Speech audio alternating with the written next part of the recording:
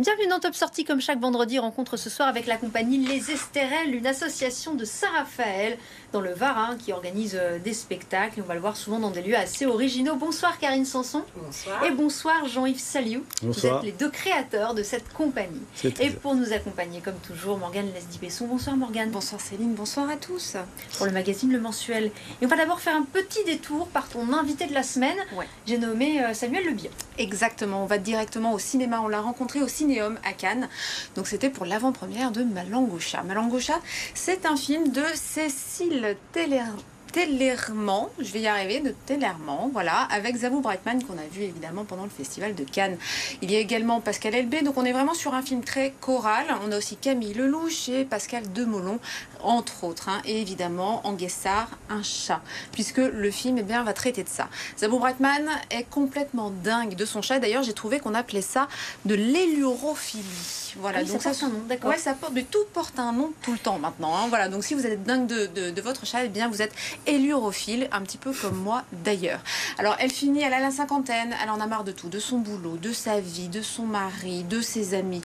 Bref, gros ras-le-bol. Elle s'acharne à parler uniquement à son chat et un jour, son chat disparaît pendant un week-end où les amis sont arrivés. Alors là, on est vraiment dans une pure comédie et en même temps, on a un petit côté cosy mystery, un peu Agatha Raisin, un peu Miss Marple. On part dans une enquête, c'est très très drôle, c'est très bien écrit, ça parle de l'amitié, ça parle du temps qui passe, de la vieillesse, de la maladie, de la fidélité. Bref, il y a un condensé de l'existence dans ce film et pourtant c'est très équilibré et ça se regarde hyper facilement. Allez, on écoute.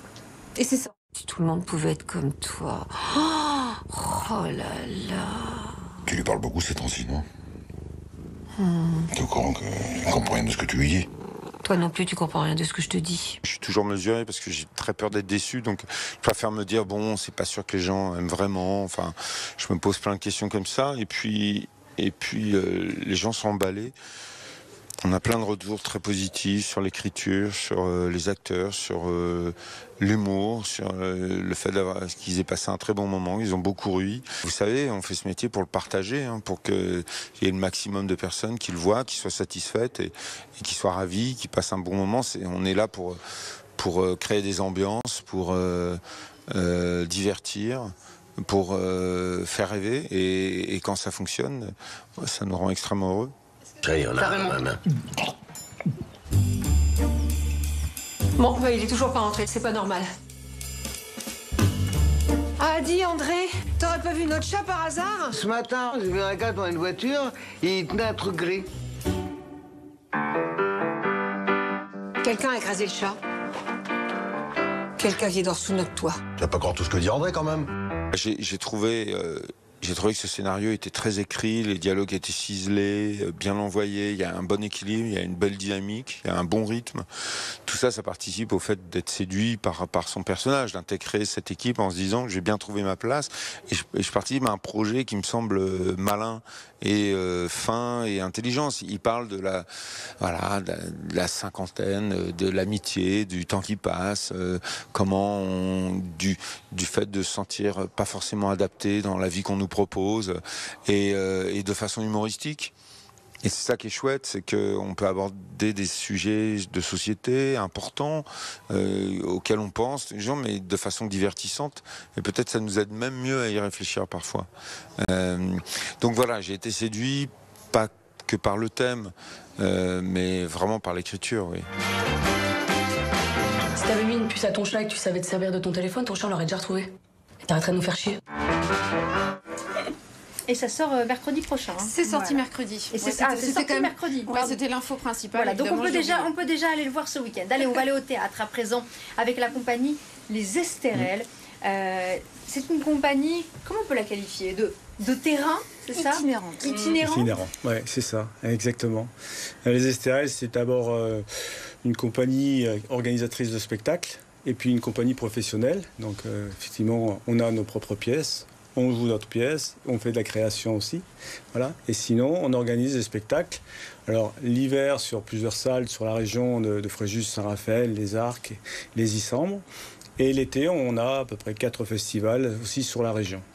Donc on a quand même à peu près entre 1 et 3 dates par semaine. Oui. Donc il y a quand même beaucoup de travail. Oui, c'est dense. Alors, il y a aussi des festivals, tu le disais. Cet été, on aura les comédies du musée à Saint-Raphaël, en plein air, et puis les scènes en liberté aussi au théâtre romain de Fréjus. Et puis on a aussi donc le Jackson, c'est les terrasses du Jackson. Donc là, on peut manger et assister au spectacle. C'est ça. Et aussi donc sur les arcs, Estive Arc. C'est ça le dîner théâtral? Alors, le dîner théâtral, effectivement, on a créé ça il y a presque 9 ans maintenant. Et donc le dîner théâtral, c'est un lieu sur Saint-Raphaël, un restaurant qui s'appelle donc le Jackson, où il va se passer donc un repas et une pièce de théâtre. Voilà. Et généralement, le concept des STRL, c'est souvent de rajouter un petit quelque chose. Et donc très souvent sur nos lieux, vous avez la possibilité d'entendre de la musique live avec des comédiens, avec des musiciens du secteur la plupart du temps.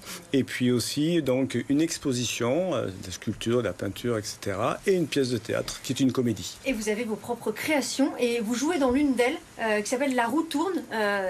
Karine Sanson, c'est bien ça? Ça va se jouer à partir du 21 mai? Oui. Vous pouvez nous en dire un petit peu plus? Oui. Alors, donc j'ai coécrit cette pièce également avec Jean-Marc Keller et Jérôme Pacat, qui sont déjà des comédiens et auteurs assez expérimentés dans le domaine du théâtre et surtout de la comédie de boulevard parisien. Jérôme Pacat qu'on a vu dans Les Voyageurs du crime. Oui, tout à fait, qui s'est joué longuement au Splendide et qui est en tournée dans toute la France maintenant. Et cette pièce, en fait, a la chance d'être en résidence de création au théâtre d'agglomération Le Forum. Et donc la toute première aura lieu le dimanche 21 mai. Donc c'est une très grande salle, magnifique, où on a l'habitude de voir des grandes têtes d'affiches et des grands spectacles qui remplissent sur Paris et un peu partout en France. Donc là, on est comment quand on se prépare? On a les miquettes. Et c'est un travail. Cette pièce, elle nous plonge un peu, quoi. On est dans les années 70. Oui. Ça parle un peu émancipation des femmes aussi. Exactement. On est très exactement en 1978. Voilà, donc on a voulu, tout en faisant une comédie de boulevard très comique, avec des rebondissements, des secrets, vraiment dans la tradition en fait du théâtre ce soir. On a voulu aussi y mettre un fond d'émancipation de la femme et aussi des aberrations, des inventions actuelles. Il y a des petites pastilles, il faut venir voir. Bon, voilà, ça donne envie de venir voir. Merci beaucoup Karine Sanson, merci Jean-Yves Saliou de la compagnie Les STRL. On peut donc découvrir vos spectacles toute l'année et le 21 mai prochain, ce spectacle La roue tourne dans lequel vous jouez. On va passer sans transition à l'agenda. Morgane. Alors, pour l'agenda, je vous propose de rester au théâtre. Alors, je ne suis pas au bon endroit, mais c'est pas grave, je vais retrouver rapidement. C'est ça, c'est en attendant. Bien un agenda. Voilà, il y a bien un agenda. En attendant Godot au Théâtre National de Nice, puisque je n'ai pas la mémoire des dates, c'est du 2 au 5 mai, donc ça se passe à La Cuisine. C'est évidemment la pièce de Samuel Beckett. On a 2 vagabonds, Estragon et Vladimir, qui attendent un mystérieux personnage qui n'arrivera jamais. À l'époque, en 53, ça avait fait un vrai scandale, cette pièce, puisque c'est une pièce où il n'y a pas vraiment d'action et où on se retrouve simplement à réfléchir sur la condition humaine. Ensuite, je vous emmène au spectacle. Théâtre de la Cité, le 5 mai, Philippe Lelouch sera comme à la maison. Alors, je ne peux pas vous en dire beaucoup plus puisque c'est un nouveau spectacle. C'est son premier one-man show. On le connaît d'habitude pour des pièces de théâtre, justement, Boire, fumer, conduire vite, Le jeu de la vérité ou encore Le temps qui reste. Cette fois-ci, il se lance seul sur scène au Théâtre de la Cité de Nice le 5 mai. Spectacle toujours, mais un spectacle musical avec François Morel au Théâtre Antéa d'Antibes les 5 et 6 mai prochains. Tous les marins sont des chanteurs, paraît-il. Alors François Morel, moi je suis une inconditionnelle, il est bon dans tout ce qu'il fait. Ça en devient presque agaçant, là encore.